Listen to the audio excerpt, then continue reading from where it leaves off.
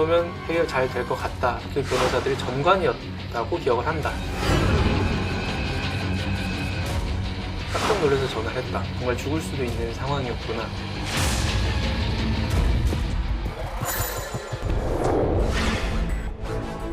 처음에 제보가 왔었어요. 저희 쪽으로. 교도소에 같이 수감 생활을 했는데 사실 그 사건 범인은 자기라고 하더라 라는 제보는 되게 많이 와요.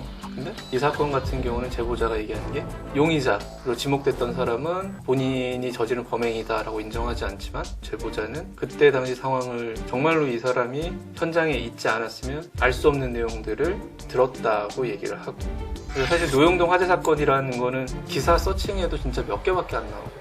근데 그 사건의 용의자가 2014년도에 광주 일가족 살인사건의 범인이다 라고 이야기를 하니까 그런 내용을 보면서 이거는 뭔가 취재를 해볼 만한 부분이 있겠다 라는 생각이 들었어요.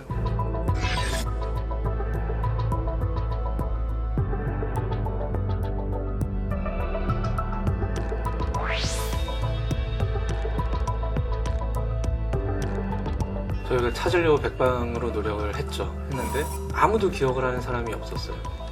그러니까 그때 당시에 줬다는 피해자가 누군지 저희는 이름밖에 몰라요. 그 학교를 같이 졸업을 했다라는 내용만 들었는데 소문을 해도 그 사람에 대해서 아는 사람들이 별로 없었어요. 기숙사 성폭행 사건이 일어났을 때 김 씨가 경찰에 진술한 내용은 사실 그 호실이 전 여자친구가 썼던 방이다 라고 이야기를 했거든요. 저희도 이제 당연히 그 여자친구라고 불리는 사람 이름을 알고 있으니까 대학 측에 요청을 했죠. 이런 사람이 이 학교에 다니게 게 맞냐, 기숙사에 거주를 했던 게 맞냐 라고 물어봤는데 일단 대학 측에서는 개인정보이기 때문에 알려줄 수 없다 라고 이야기를 했던 거고, 근데 이 전 여자친구라고 주장하는 이 사람이 그때 당시에 향수를 선물했던 이 여성분인지도 모르는 상황인 거고, 어쨌든 저희가 확인한 거로는 이 여자친구가 같은 학교를 다녔고 제주도 사람은 아니다. 사실 제일 답답했던 거는 기록이 없어요. 저희가 취재를 하려면 어쨌든 그걸 기억하는 사람이 있거나 관련된 자료가 있거나 해야 될 텐데 그런 게 하나도 없으니까 저희도 제보를 내고 수소문을 하는데도 한계가 좀 있었던 것 같아요.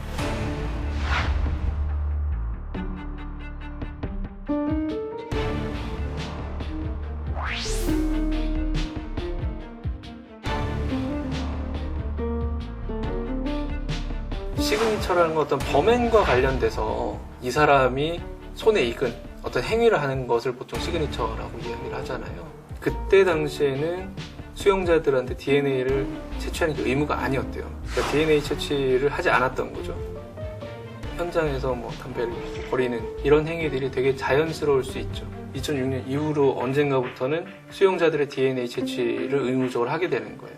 교도소 생활 오래 한 사람들은 이게 나중에 어떤 사건에서 DNA가 나왔을 때 매칭이 되면 누군지를 알 수 있겠구나라는 걸 판단을 할 거 아니에요. 그러면 그런 행동을 더 이상 하지 않겠죠. 실제로 광주 사건 같은 경우도 담배꽁초가 나오지는 않았거든요. 그런 걸 봤을 때 시그니처라기보다는 본인이 어떤 그 사건을 벌이면서 어떤 스트레스나 이런 것들을 담배로 풀었던 흔적으로는 추정이 되는데 연속성 있는 어떤 사건들의 시그니처로 보기는 조금 한계가 있어 보인다 라는 생각이 좀 드는 거죠.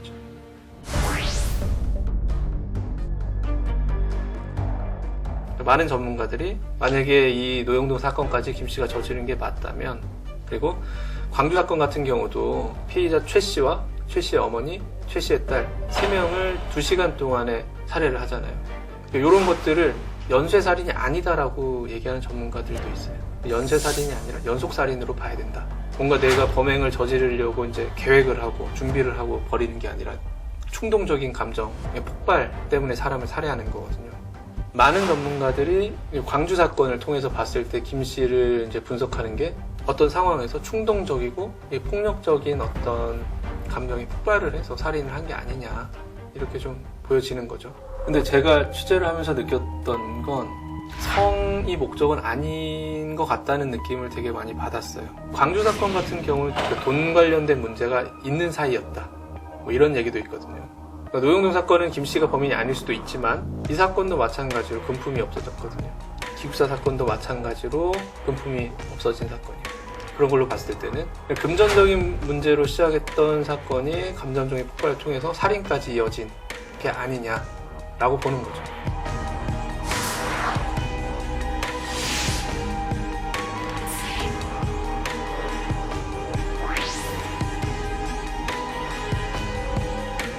김 씨나 김 씨 어머니는 다 전라도 광주 쪽에 거주하는 사람이고, 그러니까 저희가 확인한 바로는 제주도와 어떤 연관성은 없어요. 단지 이제 학교가 제주 지역에 있었던 것 뿐인데, 같이 이제 교도소 생활을 했던 동료 재소자가 얘기하는 게, 김 씨의 어머니가 육지에서 한 서너 명 정도의 변호사를 데리고 접견을 왔었다. 이 정도면 잘 풀릴 것 같다, 해결 잘 될 것 같다라는 이야기도 들었다라고 했고, 요 노영동 사건이 무죄로 이제 혐의 없음으로 끝나게 되면 성공보수를 더 주기로 했다. 뭐 이런 얘기를 했다고 해요. 그러면서 자기가 기억하기로는 그 변호사들이 전관이었다고 기억을 한다. 이런 얘기들은 있어요. 근데 로펌에서 왔다고 기억을 하고 있거든요. 그 로펌이 어느 지역에 있는 건지, 로펌의 이름이 뭔지를 기억을 못 하시는 거죠. 법원에서 재판을 했으면 판결문에 변호사 소속이라든지 이름이 나오잖아요. 근데 이 사건 같은 경우는 검찰에서 이제 불기소 처분을 받다 보니까 그런 기록도 저희가 확인이 안 되는 거죠. 제주 지역에 뭔가 김 씨와 김 씨의 어머니가 뭐 커넥션이 있거나 뭐 라인이 있는 것 같지는 않고요. 변호사가 누구일지 그 부분이 상당히 좀 궁금하긴 해요.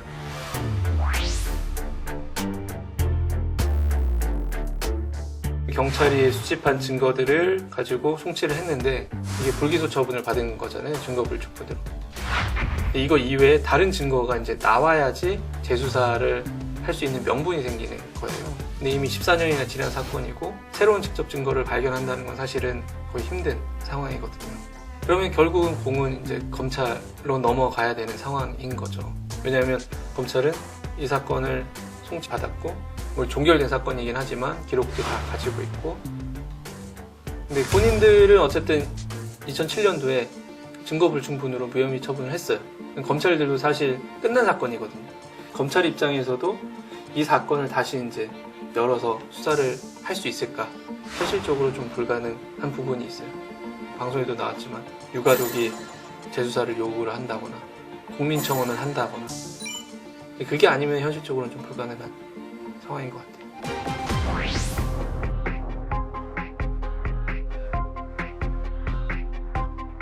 일단 지금 무기징역이잖아요. 그 무기징역은 모범수로 잘 복역을 하면 유기징역으로 이제 형량이 낮춰질 수 있거든요. 언젠가는 다시 사회로 나올 수가 있는 거예요. 사실 이 사건은 아직 공소시효가 끝나지 않았거든요. 만약에 이 사건의 범인이 김 씨로 확인이 됐다. 그러면 이제 뭐 유기징역으로 바뀌어서 사회로 나올 가능성은 현저히 줄어들지 않겠는가라는 게 제 생각입니다. 기숙사 이분은 오히려 이제 저희 방송 나가고 나서 그날 연락을 주셨어요, 저희한테. 토요일날 밤에 방송을 하잖아요. 그 방송을 중간에 보시다가 이게 내 얘기인 것 같다라고 생각이 들어서 전화를 하신 거예요. 깜짝 놀라서 전화를 했다. 왜냐면 이분은 그 성폭행 사건, 단독 사건 하나의 사건이라고만 알고 있었던 건데, 그 뒤로 이제 광주 일가족 살인 사건은 발생을 한 게 맞는 거고, 이 노영동 사건 같은 경우도 어쨌든 용의선상에 올랐던 사건이잖아요. 그 가운데 이제 본인 사건이 있었던 거예요. 그러니까 그런 배경 지식을 모르고 있다가 저희 방송을 통해서 그런 내용들을 알게 되고, 만약에 이 사람이 그 노영동 사건, 원룸 사건의 범인이 맞다면 나도 정말 위험한 순간이었겠구나 라는 생각이 들어서 소름을 끼친다고 말씀을 하셨어요. 그분은 그 김 씨에 대해서 기억을 못하는 게, 들어오자마자 눈을 가리고 팔을 묶었대요. 그러니까 눈을 가린 상태니까 이 사람이 누군지 볼 수도 없는 상황인 거고, 그러니까 처음에 이제 경찰이 진술했을 때는 자기는 칼로 위협을 받았다라고 이야기를 했는데, 알고 봤더니 가위였던 거고, 뭐 테이프나 담배꽁초가 발견된 것도 처음에는 기억을 못 하시다가 저랑 이제 대화를 하면서 아 맞다, 그때 그랬지. 그러니까 그만큼 좀 잊고 싶은 마음이 되게 컸던 거죠. 김 씨가 범행을 저지러 들어와서 주민등록증을 봤다는 거예요. 그러니까 주민등록증에는 이름이랑 주소가 다 있잖아요. 그러니까 언제 이 사람이 날 찾아올지 모른다는 그런 두려움이 있었던 거예요. 그래서 이름도 개명을 하시고 주소지도 이전을 하시고 그랬다고 얘기를 하시더라고요. 저는 검사 개개인의 문제를 지적하려고 이 방송을 준비를 했던 건 아니거든요. 그러니까 검사 개개인의 문제가 아니라 수사기관 사실 경찰도 수사기관이고 검찰도 수사기관이잖아요. 경찰에서는 사건을 송치를 했으니까 끝난 사건, 검찰에서는 증거물 충분으로 불기소 처분을 했으니까 끝난 사건. 양쪽 수사기관에는 다 끝난 사건이에요. 근데 사실 실질적으로 해결된 사건은 아니거든요. 이게 오히려 검찰로 기소가 송치가 안 됐다면 경찰에서는 미제 사건이란 이름으로 기록과 함께 남아 있었겠죠.